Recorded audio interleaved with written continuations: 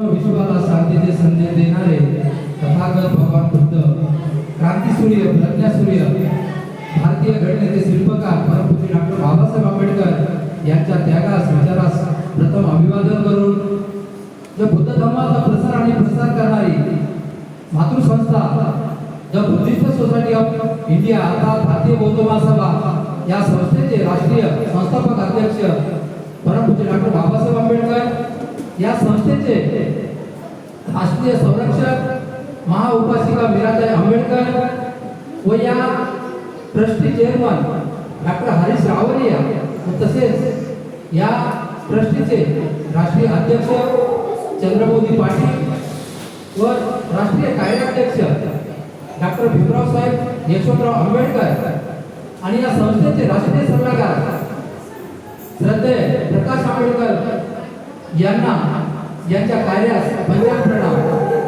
व येथे उपस्थित असलेले हिंगोली बुद्ध विहारातील सर्व कमिटी व सर्व बौद्ध उपासक उपासिका यांना माझा सप्रेम देवी. तसेच आज या हिंगोली बुद्ध विहारामध्ये आजचा विषय आहे महामंगल सूक्त. ज्यावेळेस मला मागच्या वर्षी सुद्धा हा विषय मिळाला होता आणि हा विषय खूप चांगला आहे आणि आज श्रावण पौर्णिमा सुद्धा आहे. कारण या श्रावण पौर्णिमेचे मी तुम्हाला थोडक्यामध्ये महत्त्व सांगणार आहे आणि त्यानंतर आपण विषयाला सुरुवात करणार आहोत. तर श्रावण पौर्णिमा, कारण आपल्या धर्मामध्ये 12 पौर्णिमा आहेत आणि 12 पौर्णिमेला काही ना काही घटना घडलेल्या आहेत आणि त्या काही चांगल्या आहेत, संपूर्ण चांगल्या आहेत. फक्त एकच घटना घडली होती की वैशाख पौर्णिमेला तथागत भगवान बुद्धांचं महापरिनिर्वाण झालेलं आहे. म्हणून आपल्याला सणासारखे आपल्याला ह्या 12 पौर्णिमा सुद्धा आपण साजऱ्या करत असतो आणि त्याच्यामुळे आज जी श्रावण पौर्णिमा आहे त्या श्रावण पौर्णिमामध्ये आज असं काय घडलं होतं की श्रावस्ती नगरीमध्ये डाकू अंगुलीमाल नावाचा खूप मोठा डाकू राहत होता. तो पहिला माणूसच होता, त्याचं नाव अहिंसक होतं आणि त्याच्या आईचं नाव मंत्रायणी व वडिलांचं नाव गात होतं. परंतु त्याची अशी परिस्थिती झाली की त्यावेळेस त्याला एक गुरु भेटला आणि त्या गुरुनं काय सांगितलं की तू खूप पाप केलेला आहे आणि तुला जर पुण्य जर लागायचं असेल तर तुला 1000 माणसाच्या करवले कापून तुला गळ्यात घालायचे आहे आणि त्यावेळेस तू पुण्यवान होणार आहे. त्यावेळेस त्या अहिंसकाने डाकू पाडला आणि प्रत्येक वेळेस त्या नगरीमध्ये जो एक माणूस यायचा त्याला तो मारायचा आणि त्याच्या हाताच्या बोटाची एक करंगळी तो गळ्यामध्ये घालायचा. असं सतत चालत असताना एक दिवस काय झालं, जवळजवळ त्यांनी गळ्यामध्ये 999 करंगळ्या बोटाच्या गळ्यामध्ये घातलेल्या होत्या आणि एकच बाकी होती. आणि त्यावेळेस ज्या वेळेस श्रावस्ती नगरीमध्ये तथागत भगवान बुद्ध आले होते आणि ते प्रवचनास बसले असताना त्यांना कळालं की ह्या नगरीमध्ये एक असा डाकू आहे, डाकू अंगुलीमाल नावाचा, की तो सगळ्या नगरीमधल्या लोकांना त्रस्त करत आहे, त्रास देत आहे आणि राजाने एवढे मोठे सैनिक तिथं पाठवले होते त्याला मारण्यासाठी, परंतु त्याचा काही उपयोग झालेला नाही. म्हणून त्यानंतर काय झालं, तथागत भगवान बुद्धांनी प्रवचन संपल्यानंतर त्यांनी विचार केला की आपण डाकूले अंगुलीमालाला भेटायचं आणि त्याला समजवण्याचा प्रयत्न करायचा. आणि घडलं असं की दुसऱ्या दिवशी तथागत भगवान बुद्ध त्या डाकू अंगुलीमालाच्या राहत्या जंगलामध्ये निघाले होते. निघाल्यानंतर सर्व लोक भगवान बुद्धाला म्हणायचे इकडे जात आहे, तो मार्ग चांगला नाही. सगळे लोक त्याला जाऊ नका म्हणत होते. परंतु भरपूर मैल दूर गेल्यानंतर भगवान बुद्धाला कळालं की आता हा डाकू अंगुलीमालाचा एरिया आहे. म्हणून ज्यावेळेस डाकू अंगुलीमालाला दिसले भगवान बुद्ध, त्यावेळेस भगवान बुद्ध शांततेने चाललेले होते. परंतु हा डाकू अंगुलीमाल जोरात पळत होता, धावत होता आणि तो त्यांचा पाठलाग करत होता. त्याला असं वाटत होते की हा खूप स्पीडने चालतोय, पण भगवान बुद्ध एकदम शांततेने चाललेले होते. आणि नंतर तो कंटाळला आणि पळून दमल्यानंतर त्यांनी आवाज दिला, हे संन्यासा, हे श्रमणा, थांब, मला तुला मारायचंय. त्यानंतर भगवान बुद्ध थांबले आणि भगवान बुद्ध थांबल्यानंतर त्यांनी त्याला विचारलं, तू मला मारणार आहेस, ठीक आहे, तू मारू शकतोस, पण मी काय ते सांगणार आहे तू जर ऐकून घेतलं आणि तुम्हाला बिंदास नंतर मारू शकतो. त्यानंतर भगवान बुद्धांनी असं काही सांगितलं, असं काही त्याला धम्मोपदेश दिला की तो भगवान बुद्धाच्या नतमस्तक झाला. म्हणजे बघा, एवढा मोठा डाकू असून सुद्धा भगवान बुद्धाच्या नतमस्तक होतोय. श्रावण ज्यावेळेस त्यांना धम्मोपदेश दिला आणि दिल्यानंतर मग तो बोलला की मी तुमच्या सोबत यायला तयार आहे, मला पण तुम्ही श्रावणीय करून घ्या म्हणून. आणि त्यावेळेस त्यांनी त्याच्या सोबत जे होते त्यांनी सांगितलं की याला चिवर द्या आणि याचं आपल्या सोबत घेऊन जा. आणि ही गोष्ट घडल्यानंतर तो त्या नगरीमध्ये फिरत असताना कोणालाही माहीत होत नव्हतं, कारण तो ओळखायला सुद्धा येत नव्हता. मग त्यावेळेस त्या अजातशत्रू नावाचा राजा होता, त्या राजाने भगवान बुद्धाचं प्रवचन ठेवलं होतं. आणि भगवान बुद्धानं राजाने काय सांगितलं त्यांना की म्हणे डाकू अंगुलीमाल खूप त्रास देत आहे. त्यावेळेस भगवान बुद्ध त्यांना म्हणाले की मी जर असं केलं की त्यांना घेऊन जर आलो तर राजा घाबरले. राजा म्हणले असं होणारच नाही, कारण आम्ही खूप प्रयत्न केले, माझं सैन्य पाठवलं, आरमार पाठवलं आहे, तरी पण तो ऐकायला तयार नाही. तो मारतो, लोकांना मारून टाकतो आणि तिचे उंगली त्याची जी करंगळी असते ती त्याच्या गळ्यामध्ये घालत असतो. तर त्यानंतर भगवान बुद्धांनी त्या राजाला सांगितलं की हे बघा, तुम्हाला आता घाबरायची गरज नाही, कारण डाकू अंगुलीमालाला मी माझ्या सोबत घेऊन आलो आहे. त्यावेळेस राजाला विश्वास बसत नव्हता. मग काय झालं, राजाने प्रत्यक्षात त्याचं नाव विचारलं, त्याचं पूर्ण हे विचारलं, गोत्र काय आहे, हे सगळं आईवडिलांचे नाव विचारल्यानंतर त्यांना खात्री पडली की नक्की हा डाकू अंगुलीमालच आहे म्हणून. त्यावेळेस हा श्रावण पौर्णिमेचा दिवस होता आणि त्यावेळेस त्यांना धम्मदीक्षा दिली आणि तथागतांनी त्यांना बाहेर पाठवलं. जा बोला, 5 घरं मागून घेऊन ये. परंतु त्याला लोकांनी इतकं मारलं, दगड मारले, त्याचं डोकं रक्त भोपाळ केलं होतं. तर भगवान बुद्धाला तो जाऊन बघितलं आणि सांगितलं की हे असं झालंय. तर बोले हो दे, तू जे केलं होतंस ना त्याचं कर्माचं तुला हे फळ आहे, पण याच्यानंतर तुला कोणीही काही करणार नाही. तर ही घटना त्या श्रावण पौर्णिमेला घडली होती. त्यानंतर दुसरी एक घटना घडली होती.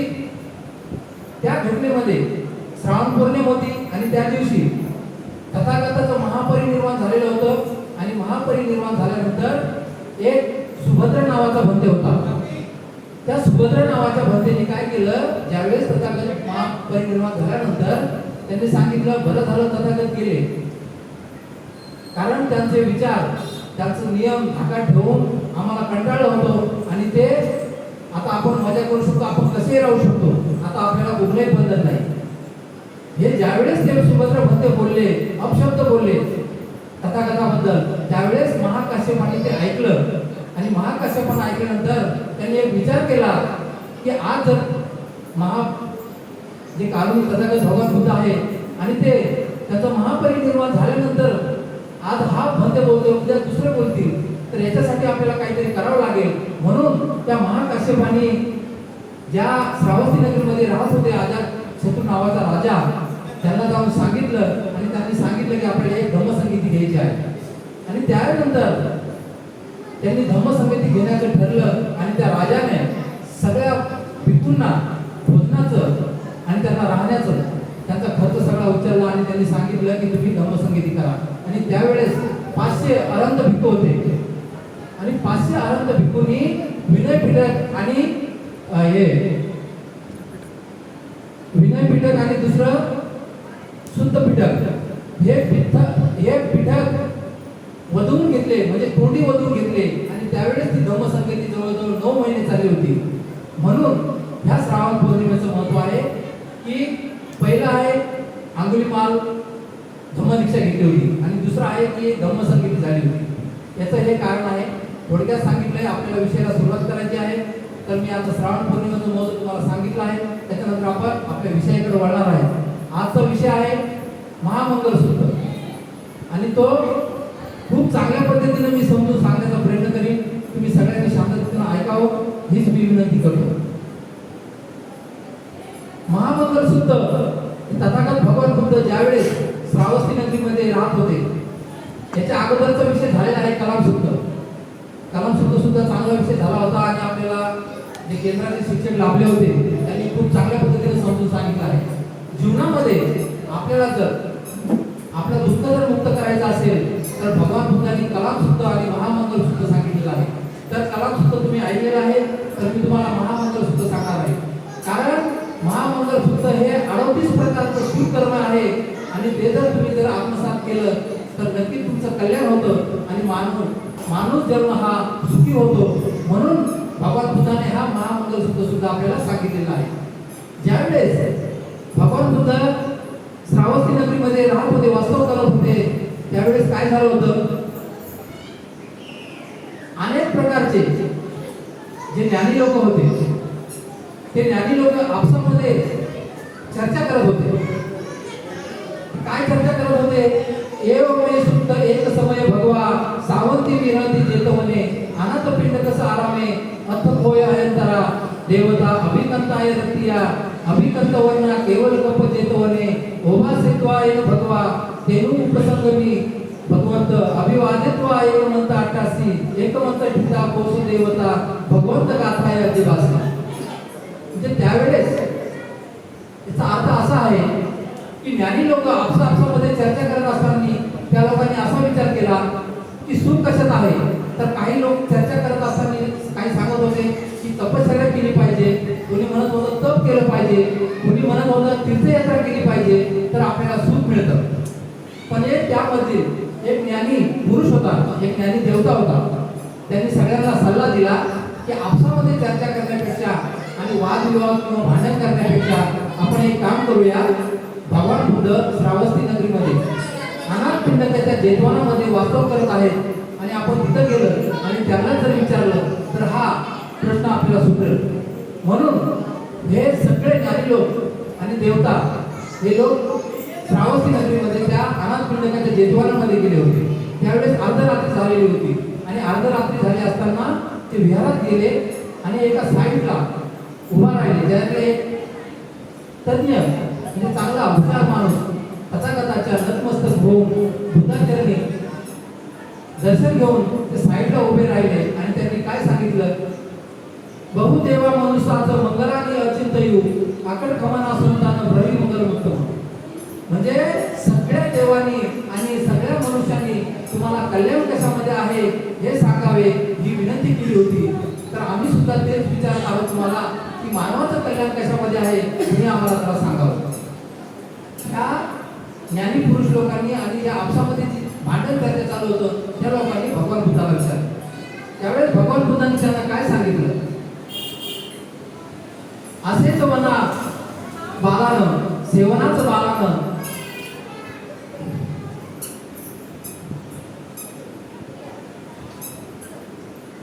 सेवनाचं बालानं पंडितानाचं सेवना पूजाचं पूजनीयानं येतं मंगल बुद्ध. भगवान बुद्ध काय सांगतात, मूर्खाची संगत करणे म्हणजे आपण सुद्धा मूर्ख होणे, शहाण्या माणसाची संगत करणे, पूज्य लोकांची पूजा करणे म्हणजे त्यांचे चांगले गुण अनुसरणे आणि हे उत्तम मंगल आहे. म्हणजे भगवान बुद्ध काय बोलतात की सज्जनाची संगत करा.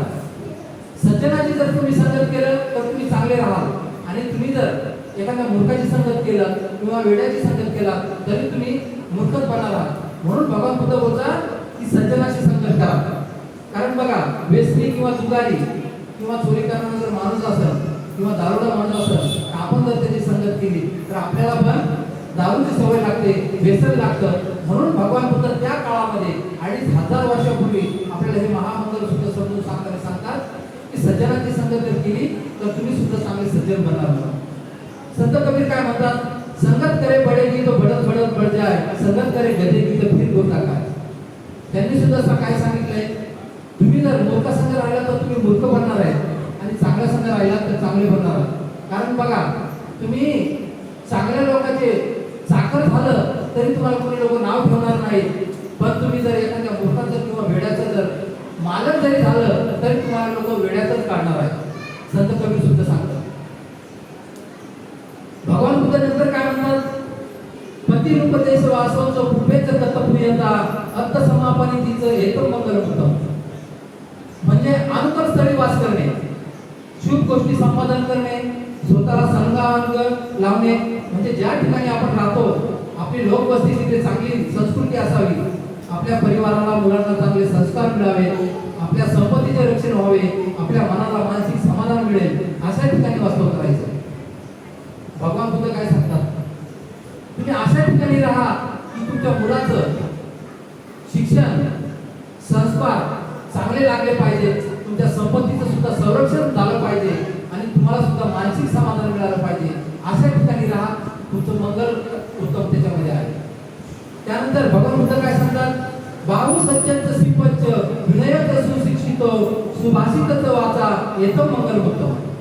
म्हणजे अंगामध्ये बहुस्कृतपणा असावा, वेगवेगळ्या कला संपादन करणे, अंगी विनय असणे, योग्य ते भाषण करणे हे उत्तम मंगल आहे. आपले जीवन आपला परिवार सुखी राहण्यासाठी आपल्यामध्ये अनेक कौशल्य असले पाहिजे, आपल्यामध्ये विनय नम्रपणा असला पाहिजे, आपली वाचा योग्य असली पाहिजे.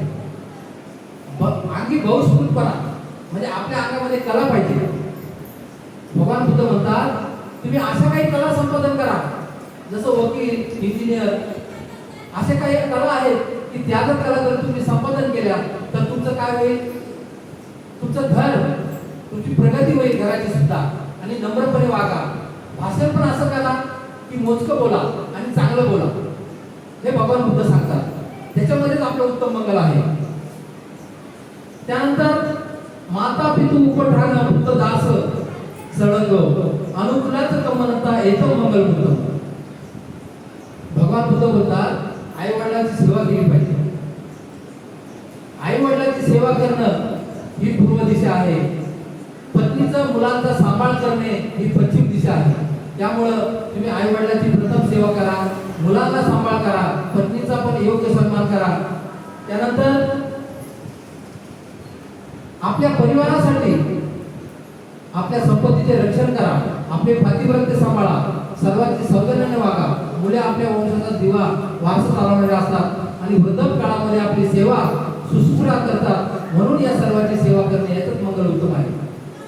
म्हणजे त्यांचं म्हणणं काय आहे, आपण जर मुलाला चांगलं सांभाळलं तर आपल्याला म्हातारपणामध्ये मुलं सांभाळतात. म्हणून आपल्याला मुलांचा सांभाळ करायचा आहे, आई वडिलांची सेवा करायची आहे, याच्यामध्येच आपलं उत्तम मंगल आहे. हे भगवान बुद्धांना आपल्याला 2500 वर्षापूर्वी सांगितलेलं आहे.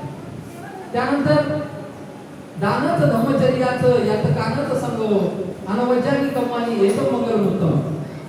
दान देणे, धर्माचरण करणे, आपतेष्टाचा आदर सत्कार करणे, पाप कर्मापासून अलिप्त राहणे, योग्य कारणासाठी योग्य दान देणे. दानामुळे धर्म वाढतो, समाज विकासाची कामे होतात. दानामध्ये वस्त्रदान आहे, अन्नदान आहे, श्रमदान आहे, रक्तदान आहे, द्रव्यदान आहे, अवयवदान आहे, इतके दानाचे प्रकार आहेत. आता आपल्या कुवतीप्रमाणे आपल्याला जसं दान करायचंय तसं करू शकता. दान केल्यामुळे आपली लोभाची जी भावना असते ती राहत नाही आणि मनुष्य काय होतो, पाप कर्मापासून अलिप्त राहतो. याच्यामध्ये उत्तम मंगल आहे. बघा भगवान बुद्धाचा धर्म असाच वाढला नाही. त्या काळामध्ये मोठमोठे राजे धम्मदान करायचे. या ठिकाणी ज्या ठिकाणी भगवान बुद्ध आपल्याला ह्या ज्ञानी लोकांना जे सांगत होते त्या आनंद पिंडकाच्या जेतवनामध्ये होते वास्तवाचे. आणि आनंद पिंडक हा खूप दानशूर होता, कारण जेवढी जागा होती तेवढ्या जागावर सोने हिरे जडीत म्हणजे जेवढे हे तेवढे पसरले होते, कारण तो माणूस जो होता तो जागा द्यायला तयार नव्हता. आणि त्या आनंद पिंडकाने काय विचार केला की काही करून मला ही जागा पाहिजे, मी तथागतांना दान देणार आहे. त्यावेळेस त्या जागेच्या मालकाने आड घातली होती की जेवढी माझी जागा आहे तेवढं तुला सोने दागिने हिरे तुला टाकावं लागणार आहे आणि नंतर तुला ती जागा देतो. म्हणजे बघा पहिले लोक किती श्रीमंत होते. हा अनाथ पिंडक पण तसाच होता. त्यांनी जेवढी जागा होती तेवढ्या जागेवर त्यांनी हिरे मोती सगळे पसरवले आणि ते त्यावेळेस विकत घेतलं आणि विकत घेऊन ते भगवान बुद्धांना दान केलं. जेतवन नाव होतं त्या विहाराचं. म्हणजे बघा तिथं सगळ्यात जास्त भगवान बुद्धांनी वास्तव केलेलं आहे. आम्रपालीनं आम्रवन दान केलेलं आहे. म्हणजे भगवान बुद्धाने काय सांगितलंय की दान करायला पाहिजे. आपण जर दान केलं तर आपल्यामध्ये लोभ राहत नाही, आपल्यामध्ये लालच राहत नाही. आता तुम्ही म्हणणार दान काय प्रकार आहे? दानाचे प्रकार भरपूर आहेत, तुम्हाला मी सांगितलंय. आपल्याकडून जर पैशाचं दान होत नसेल तर श्रमदान करा. श्रमदान म्हणजे काय? काम करा. आता विहारात आलं, झाडू मारा, चक्रांच्या उचला, सारख्या ठेवून द्या, याला श्रमदान म्हणतात. अवयवदान, ज्यावेळेस आपण मरणार आहोत त्याच्या अगोदर आपण एखादे डोळे किंवा आपलं काही शरीर असेल ते जर दान केलं तर एखाद्या माणसाला ते उपयोगी पडतं. पुन्हा रक्तदान जर केलं तर लोक त्याचं आयुष्य पूर्ण आयुष्य वाचवतं, त्याला रक्तदान म्हणतात. असे भरपूर दानाचे प्रकार आहेत. भगवान बुद्ध काय सांगतात, तुम्हाला वाटेल ते दान करा. असं नाही की तुम्ही पैसा आहे आणि पैसा नाही म्हणून मी दान करू शकत नाही. कोणाला गरज पडेल तिथे तुम्ही जाऊन तिथे काम करा, त्याला श्रमदान म्हणतात. तुम्ही जर दान केलं तर तुम्हाला म्हणजे लालच ही चीज जे काय आपण म्हणतो ना तृष्णा ही राहत नाही, आपल्याला समाधान मिळतं. कुठेतरी आपण दान करतोय. त्यावेळेस भगवान बुद्धांनी त्यांच्या मोठमोठ्या राजांनी ज्यावेळेस धर्मदान केलेलं आहे आणि त्यावेळेस आज 2500 वर्ष झाले आपला हा बुद्ध धर्म अजूनही चालू आहे. सम्राट अशोकाने सुद्धा खूप मोठा त्याग केलाय. त्यांनी दान तर केलंच, पण खूप मोठा त्याग केलाय. त्यांनी स्वतःच्या मुलाला आणि मुलीला सुद्धा बुद्ध धर्मामध्ये वाहून घेतलं होतं. श्रीलंकेमध्ये असताना त्यांच्या मुलाला आणि मुलीला पाठवलेलं आहे. आणि त्या सम्राट अशोकाने 84,000 स्तूप बांधले. सगळ्यात मोठा राजा, दान धर्म करणारा एक नंबरचा राजा सम्राट अशोक. त्यानंतर बरेच राजे होऊन गेले. त्यांनी दान धर्म केल्यामुळे आज बुद्ध धर्म आपल्याला माहीत पडतोय. आणि आपल्याला ज्या मोठमोठ्या लेण्या आहेत त्या सगळ्यांचं देणं म्हणजे सम्राट अशोक आहे. त्यावेळेस त्यांनी प्रत्येक ठिकाणी ज्या ज्या ठिकाणी भगवान बुद्धांचं अस्थिंचं विसर्जन झालेलं आहे त्या त्या ठिकाणी मोठमोठे स्तूप सम्राट अशोकाने बांधलेले आहेत. त्यानंतर भगवान बुद्ध काय म्हणतात, आरती विरती पापा म्हणजे मानाचं संयम अपमानचं दम्यसु एकदम मंगल होतं. म्हणजे काया वाचा मनाने कोणतेही पाप कर्म न करणे, शुभ कर्म करणे, मद्यपान न करणे, धम्म कार्य तत्पर राहणे. धम्म कार्य केल्याने मन प्रसन्न राहते, जन्मनात आदराचे स्थान मिळतं आणि आपल्याला आदर मिळतो, सत्कार होतो आणि जीवन काय होतं आपलं सद्गुणी राहतं. याचंच उत्तम मंगल आहे. कारण बघा, आपण धम्माचं काम करत असेल तर आपल्यामध्ये किती एनर्जी येते. आपण बुद्ध विहारात आल्यानंतर आपलं शरीर एकदम प्रसन्न राहतं, आपलं काम करण्याची इच्छा होते. भगवान बुद्धाने काय सांगितलंय की तुम्ही जर असं समाज कार्य केलं, धम्माचं कार्य जर केलं ना तर तुमच्या अंगामध्ये ऑटोमॅटिक एनर्जी येते आणि तुम्हाला स्फुरण चढतं की नाही आपण काम केलं पाहिजे. तर तुम्ही जर हे जर काम केलं तर तुमचं नाव पण राहतं, तुमचा लोक आदर करतात, सत्कार करतात विहारात गेल्यामुळे. बरं का, नाहीतर बाकीचे लोक येत नाहीत, ते लोक आपणच नाव ठेवतो की अरे यार हे विहारात म्हणजे असं विहारात आलं, धम्माचं कार्य केलं तर आपल्याला मान मिळतो, सन्मान मिळतो आणि आत्मसन्मान सुद्धा मिळतो. यामध्ये भगवान बुद्ध बोलतात उत्तम मंगल आहे. गारवंत निवांत होतो, संतुष्टीचं कत्तरी होता, कालेन धम्म संवर्ण एकच मंगल मिळतो. म्हणजे समाशील असणे, अंगी लिंता असणे, सज्जनाचे दर्शन घेणे आणि योग्य वेळी धम्म श्रवण करणे हे उत्तम मंगल आहे. म्हणजे बघा, आपण आता वर्षावास चालू आहे आणि वर्षावासामध्ये आपल्याला वेगवेगळ्या विषयाचं धम्माचं ज्ञान मिळतंय, हे उत्तम मंगल आहे. भगवान बुद्ध काय सांगतात की धम्माचं ज्ञान श्रवण केलं पाहिजे, यातच तुमचं उत्तम मंगल आहे. क्षमाशील असलं पाहिजे, अंगी लिंता असली पाहिजे, विनयता असली पाहिजे, नम्रता असली पाहिजे. विनयता नम्रता म्हणजे काय, आपण सगळ्यांचा आदर सत्कार केला पाहिजे, व्यवस्थित बोललं पाहिजे. मान अपमान सगळ्या गोष्टी आपण सहन करून जे लिंता आणि अंगी नम्रता असते ना, तीच नम्रता आपल्याला कामं येते आणि आपल्या समाजामध्ये सुद्धा आपल्याला आपले नाव होतं. खंतीत सोवचस्ता समनाच दर्शन कालेन धम्म साकच्या एकदम मंगल होतं. भगवान बुद्ध काय सांगतात महामंगल सूत्रामध्ये, क्षमाशील असणे, अंगी लिंत असणे आणि योग्य वेळी धम्मचर्चा करणे, वेळ प्रसंगी संयम ठेवून क्षमाशील व्हावे आणि क्रोधावर म्हणजे रागावर नियंत्रण ठेवावं. दुसऱ्यानं चूक केली आणि आपणही तशी चूक केली तर दोघेही सारखे ठरतात, हे लक्षात ठेवून सावध राहणे व योग्य निर्णय घेणे. बघा, आपल्याकडे कशा काही सवय आहेत की तो करतो म्हणून आपण करायचं, तसं नाही. भगवान बुद्ध काय सांगतात की तो चुकला ना मग आपण का चुकायचं. कारण तो जर योग्य मार्गाने जात नसेल आणि आपण जर योग्य मार्गाने त्याला जर समजून सांगण्याचा प्रयत्न केला तर नक्कीच आपलं पण कल्याण आहे आणि त्याचं सुद्धा कल्याण आहे. म्हणून भगवान बुद्धांनी सांगितलंय ह्या वृत्तीमध्ये उत्तम मंगल आहे, योग्य निर्णय घेणे. ज्यावेळेस आपण धम्मचर्चा करतो, वेळ प्रसंगी संयम ठेवतो. कारण आपण कधी कधी बघा विहारामध्ये आल्यानंतर काही कार्यक्रम असतात तर आपण चर्चा करत असतो, त्यावेळेस सगळेच सारखे नसतात. कोणी काय बोलतंय मला हे पाहिजे ते पाहिजे, आपण ते कार्यक्रम ठेवत असतो, धम्मचक्र प्रवर्तनाचा कार्यक्रम ठेवत असतो. त्यावेळेस आपली चर्चा चालू असते, ही धम्मचर्चा असते आपली. आणि या धम्मचर्चेमध्ये कोणी वेगवेगळे माणसं असतात, पण आपल्याला काय करावं लागतं, रागावर नियंत्रण ठेवावं लागतं.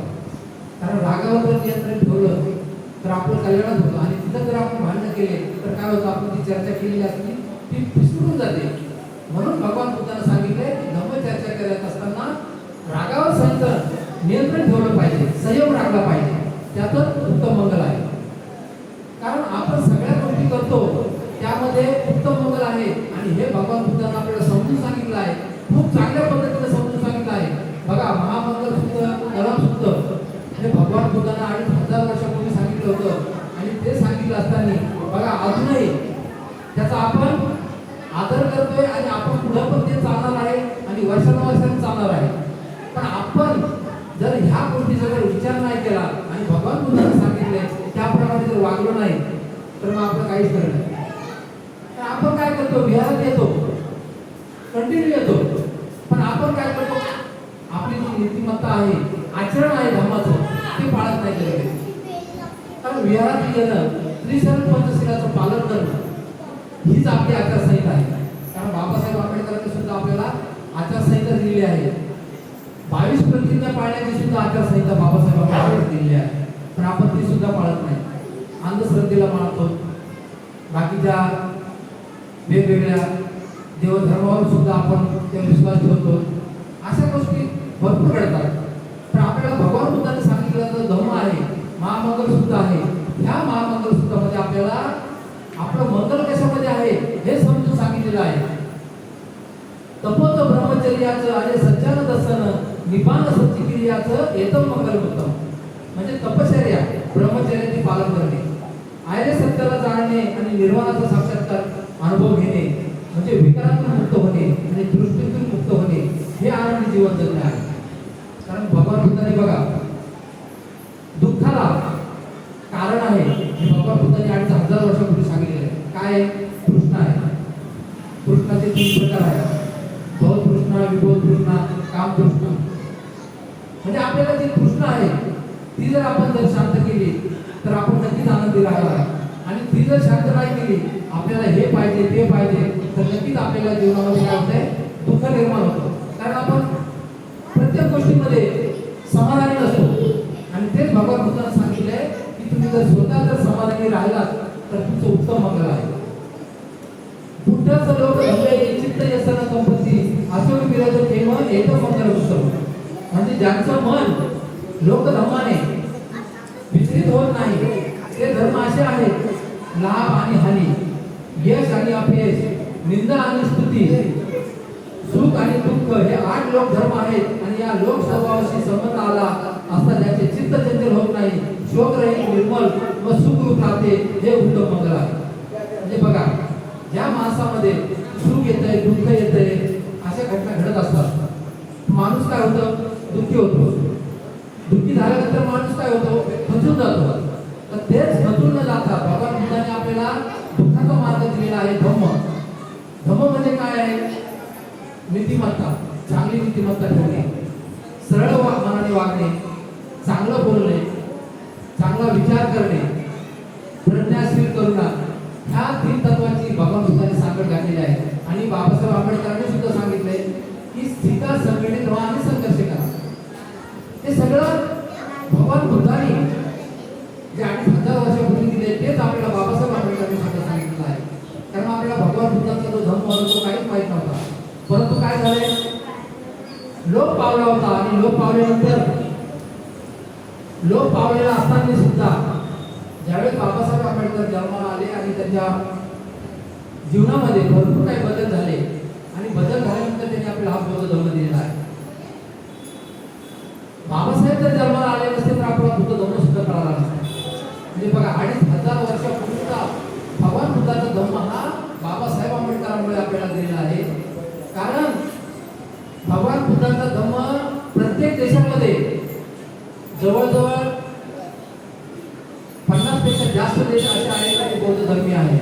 आणि आपल्या धर्मामध्ये, आपल्या भारतामध्ये बुद्धांचा जन्म झालेला असताना सुद्धा तो धम्म लोप पावलेला होता, परंतु डॉक्टर बाबासाहेब आंबेडकरांनी तो आपल्याला धम्म दिला. कारण का सगळ्या धर्माचा बाबासाहेब आंबेडकरांनी अभ्यास केला होता आणि अभ्यास केल्यानंतर त्यांनी हा बुद्ध धर्म दिला. या बुद्ध धर्मामध्ये समता, स्वातंत्र्य, बंधुत्व आणि न्याय हे 4 स्तंभ आहेत आणि या 4 स्तंभावरच आपली राज्यघटना सुद्धा आधारित आहे. कारण बघा, राज्यघटना बाबासाहेब आंबेडकरांनी लिहिली, त्याला सुद्धा विज्ञानाच्या आधारावर आणि भगवान बुद्धांच्या मार्गावर त्यांनी राज्यघटनेमध्ये भरपूर काही बुद्धांचे कलम वगैरे सगळे ठेवलेले आहेत. म्हणून तुम्हाला मी सांगतोय की भगवान बुद्धांचा जो धम्म आहे, बाबासाहेबांनी जो आत्मसात केला आहे आणि महामंगलसूत्र याच्यासाठी सांगितलंय की महामंगलसूत्र तुम्ही जर आचरणात आणलं तर तुमचं सुख आणि समाधान नक्कीच होईल. कारण बघा, त्याच्यामध्ये एवढं स्पष्ट आणि सरळ आणि साध्या भाषेमध्ये सांगितलेलं आहे की तुम्ही जास्त काहीच करायचं नाही. एता दिसानी तत्वानं संपथम पारमजिता संपत सोती गच्छन्ति तत्तेजं मंगलवृत्तम. म्हणजे वरील प्रमाणे कार्य करून सर्वत्र अपराधी टाळून लोक कल्याणाला प्राप्त करतात. हे सर्वश्रेष्ठ आणि सर्वसामान्य माणसाची उन्नती होते, हे उत्तम मंगल आहे. म्हणजे बघा, म्हणजे हे जे आपण कार्य करणार आहोत, जे एवढं महामंगल सुद्धा आपल्याला समजून सांगितलंय, आई वडिलांची सेवा करणे, धम्मचर्चा करणे किंवा विनयता, नम्रता, ज्यावेळेस आपण धम्मामध्ये सहभागी होतो, ह्या सगळ्या गोष्टी जर तुम्ही केल्या तर तुमचं उत्तम मंगल आहे, भगवान बुद्ध सांगतात. म्हणून भगवान बुद्धांनी हे जेवढं महामंगल सूत्र सांगितलं त्या श्रावस्ती नगरीमध्ये, त्यावेळेस हे ज्ञानी लोक जे चर्चा करत होते ते शांत चिंतने ऐकत होते. आणि ज्यावेळेस भगवान बुद्धांनी त्यांना महामंगल सूत्र सांगितलं त्यावेळेस त्यांचं समाधान झालं आणि समाधान झाल्यानंतर त्यांनी भगवान बुद्धांना वंदन केलं आणि त्यांनी सांगितलं की खरोखर आतापर्यंत भरपूर काही ऋषी महाऋषी झाले, आशिष मुनी वगैरे सगळे झाले, परंतु त्यांनी आम्हाला कोणीच समजून सांगितलं नाही. परंतु तुम्ही एवढं समजून चांगलं सांगितलं की आम्हाला हे पटलेलं आहे आणि हा बुद्ध धम्म हा महामंगल सूत्र वगैरे तुम्ही सांगितलंय, नक्कीच आम्ही त्याचं आचरण करू आणि आमच्या जीवनाचं मंगल करू, असं त्यावेळेस ज्ञानी लोकांनी ऐकलं आणि ते निघून गेले. म्हणजे बघा, त्यावेळेस कारण भगवान बुद्धांच्या काळामध्ये एवढे ऋषी महाऋषी होऊन गेले, मग त्यांनी काय केलं होतं, कोणी तपश्चर्या करायचं, कोणी जटा वाढवायचं, कोणी काय काय करत होतं, पण त्याला कुठेही चांगला धम्म किंवा धर्म कुठेही भेटला नव्हता. पण भगवान बुद्धाकडे जे लोक आले, मोठमोठे ज्ञानी लोक आले, पण नक्कीच त्यांना तिथं समाधान होऊनच गेलेलं आहे. कारण भगवान बुद्धांचं जे त्यांचं शरीर होतं एवढं चांगलं होतं, एवढं स्मार्ट होते ते, कारण ते राजाचाच मुलगा होता. ते ज्यावेळेस धम्मदेशना देत होते, प्रवचन देत होते, त्यावेळेस चांगले चांगले लोक ते धम्मदेशना ऐकून मंत्रमुग्ध व्हायचे त्या काळामध्ये. मग त्या काळामध्ये मोठमोठे राजे सुद्धा त्या लोकांनी सुद्धा बौद्ध धर्म स्वीकारला. म्हणजे अशा प्रकारे हे महामंत्र सुद्धा आहे आणि तुम्ही सुद्धा आचरणात आलं पाहिजे. कारण बघा, बाबासाहेबांनी आपल्याला एवढा मोठा धम्म दिलाय, खूप सुंदर धम्म आहे. कारण 31 वर्ष सहजासहजी आपल्याला बुद्ध धर्म बाबासाहेबांनी दिलेला नाहीये. जवळजवळ 31 वर्ष सगळ्या धर्माचा त्यांनी अभ्यास केला होता आणि अभ्यास केल्यानंतर त्यांनी 14 ऑक्टोबर 1956 आपल्याला बुद्ध धर्म दिला. आणि बाबासाहेब आंबेडकरांना माहीत होतं की बाकीच्या धर्मामध्ये जो आपल्या समाजाला न्याय मिळणार आहे तो बाकीच्या धर्मामध्ये मिळणार नाही. आणि त्यांनी अनुभवलं होतं आणि त्या अनुभवामधून त्यांना खूप म्हणजे एवढा त्रास झालेला होता. म्हणून त्यांनी 14 ऑक्टोबर 1956 बौद्ध धर्माची दीक्षा घेतली आणि बौद्ध धर्माच्या दीक्षा घेतल्यानंतर 5 लाख लोकांना सुद्धा दीक्षा दिली. म्हणजे ते 5 लाख लोक होते त्यावेळेस त्यांना धम्मच दिला. त्यांनी आचरण करून ते लोक आतापर्यंत काही राहिले, काही नाही राहिले, पण त्यांनी ते ऐकून त्यांनी आचरण केलं. कारण त्यावेळेस बाबासाहेबांनी स्वतः त्यांना धम्म दिलं. पण त्यानंतर आपला हा प्रसार आणि प्रसार झाल्यानंतर सुद्धा आज जवळजवळ 67 वर्ष होत आले, तरी सुद्धा आपल्या धर्मामध्ये अजूनही जी भारतीय बौद्ध महासभा आहे ती धर्माचा प्रचार आणि प्रसार करते. परंतु बाकी ठिकाणी लोक धर्माला काय पूर्ण त्रिशरण पंचशील सुद्धा येत नाही. एवढी परिस्थिती आपल्या लोकांची काही काही वाईट आहे.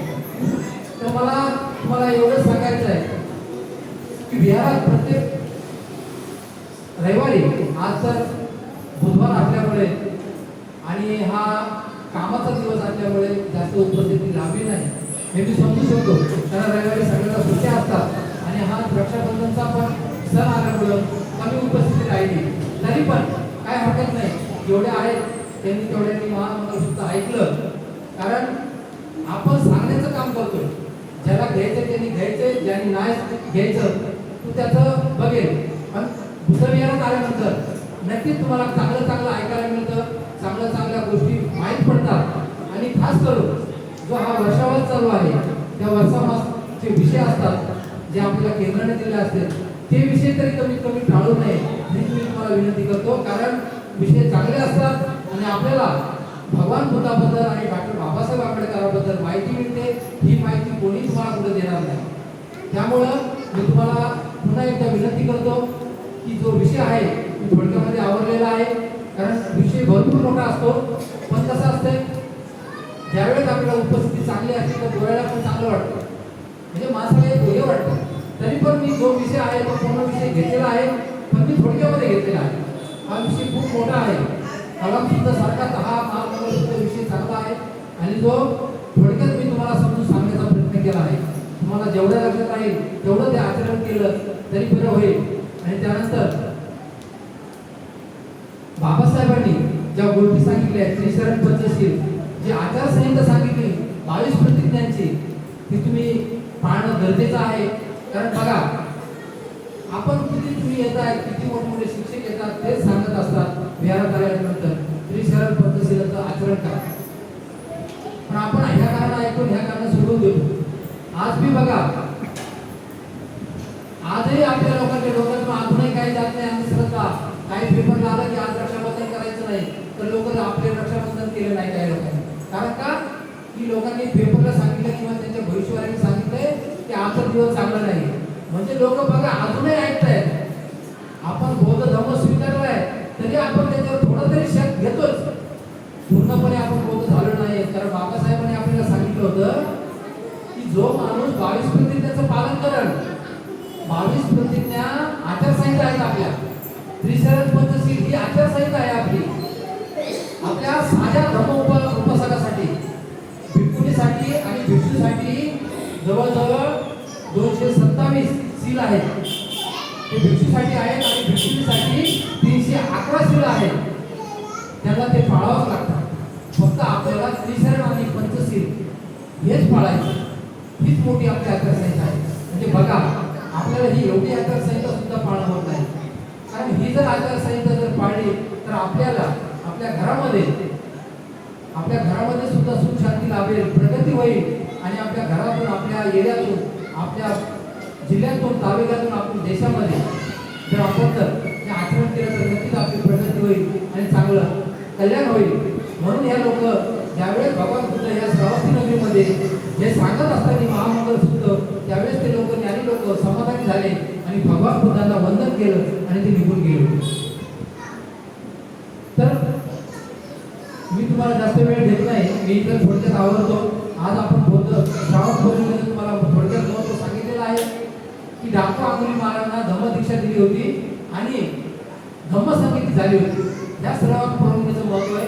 एवढं तरी लक्षात ठेवलं तरी चालेल, कारण ती धम्मसंगीती 9 महिने चालली होती. म्हणजे बघा, विनय पीठक आणि शुद्ध पीठक हे तोंडावरून म्हणजे असं मुखमधून घेतलं होतं. त्यावेळेस भगवान बुद्धांना त्या काळामध्ये काही नव्हतं, वही नव्हता, पेन नव्हता, काही नव्हतं. तरी सुद्धा आतापर्यंत बघा धम्म अजून चालू आहे. त्या मोठमोठ्या लोकांनी फक्त ऐकलं होतं आणि ऐकले ते महावस्थी आनंद भिक्खू झाले आणि त्यांनी कोणी सांगितलं, हे आनंदनी विनय पीठक सांगितलं आणि शुद्ध पीठक उपालीने सांगितलं. उपाली हा खालचा दलित समाजाचा माणूस होता, तो एवढा हुशार होता, त्यांनी तोंडी सांगितलेलं आहे आणि त्या 9 महिन्याची धम्मसंगीती झाली. म्हणजे बघा, त्या लोकांपुढे आज धम्म जागृत आहे. त्यानंतर असेच ग्रंथ प्रत्येकाने तयार केल्यानंतर संशोधन केलं आणि ते आपल्याला पुस्तकारूपी आपल्याला आता वाचायला मिळत आहे. तर आपण काही वाचन केलं पाहिजे, कारण बघा बाबासाहेब आंबेडकरांनी वाचा तर वाचा. एकच असं महापुरुष होऊन गेला की त्यांनी आपलं घर राजगृह बंगला बांधला फक्त पुस्तकासाठी. जगामध्ये अशी एकच व्यक्ती झालेली आहे. लोक घर बांधतात स्वतःचा राहण्यासाठी, पण यांनी बांधलंय पुस्तकासाठी. त्यांचे पुस्तकं जवळजवळ 50,000 पुस्तकं त्या राजगृह बंगल्यामध्ये होती. काही पुस्तकं बाहेर देशामध्ये 20-25,000 पुस्तकं जहाजामध्ये वाहून गेले होते. ते पुस्तकावर एवढे प्रेम करायचे, ज्यावेळेस ते पुस्तकं जहाज बुडालं त्यावेळेस अक्षरशः ढसाढसा रडले होते की त्यांना पुस्तकाशिवाय जीवन जगत नव्हतं. म्हणून आपल्याला त्यांचा आदर्श घ्यायचा आहे, भगवान बुद्धाचा आदर्श घ्यायचा आहे आणि विहारामध्ये आल्यानंतर आपल्याला जे सांगतील त्याचं आचरण करायचं आहे, तरच आपलं कल्याण आहे आणि मंगल होणार आहे. हेच आपल्याला भगवान बुद्धाने सुद्धा महामंगल सूत्रामध्ये सांगितलं आहे. सभे सत्ता सुखी होतू, म्हणजे सर्वांचं कल्याण हो आणि सर्वांना सुख प्राप्त हो.